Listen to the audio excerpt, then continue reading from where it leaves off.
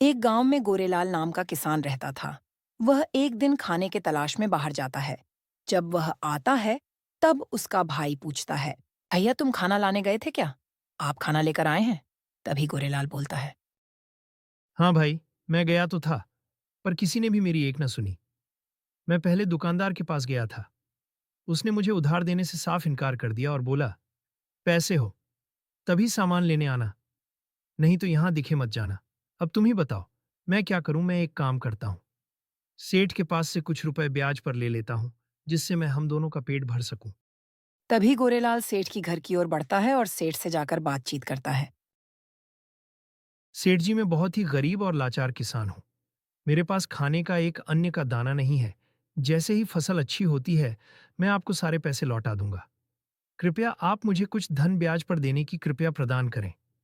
मैं आपका सदा आभारी रहूंगा, जिससे मैं अपने और अपने भाई का पेट भर सकूं।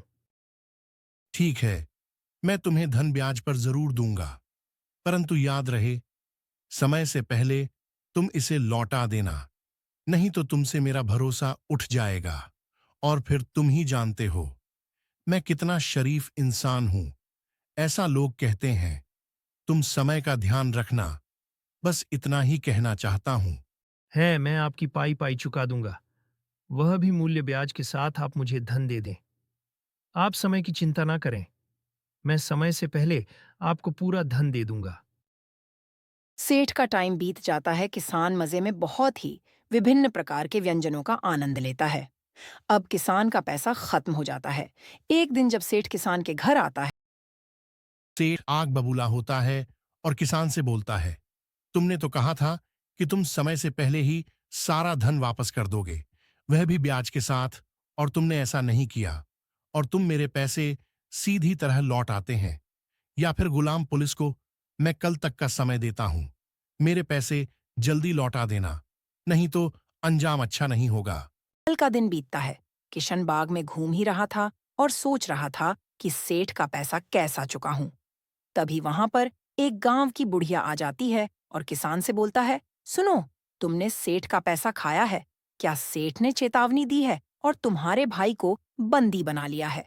और उसने कहा है कि किसान को बता दो कि जब तक वह सेठ का पैसा वापस नहीं करता है, तब तक वह उसके भाई को नहीं छोड़ेगा और नौकर बनाकर रखेगा। तभी किसान बहुत फूट फूट कर रोने लगता है और अपने आप पर बहुत ही शर्मिंदगी महसूस करने लगता है।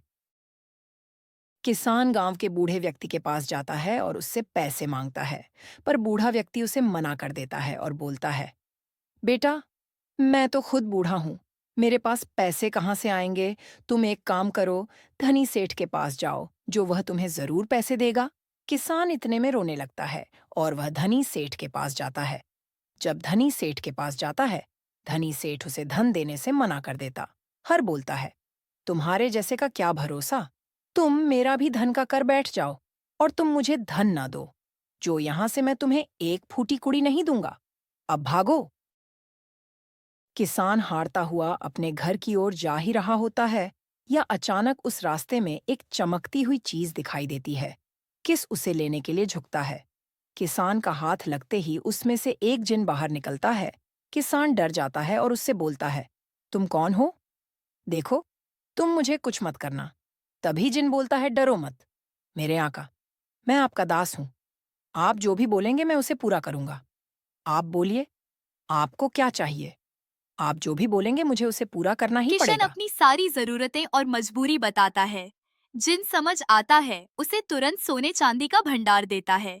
किसान बहुत खुश होता है। अगले दिन वह सेठ के घर जाता है और उससे बोलता है, तुम मेरे भाई को तुरंत वापस कर दो। तुम्हारे जैसे लाखों सेठ अब मेरे पैरों के नीचे है। वह उसे सारा धन धन दे देता है और अपने भाई को चुरा लेता है। वह और उसका भाई दोनों महल में रहने लगते हैं और राजा महाराजा की जिंदगी जीते हैं और बहुत ही खुश रहते हैं।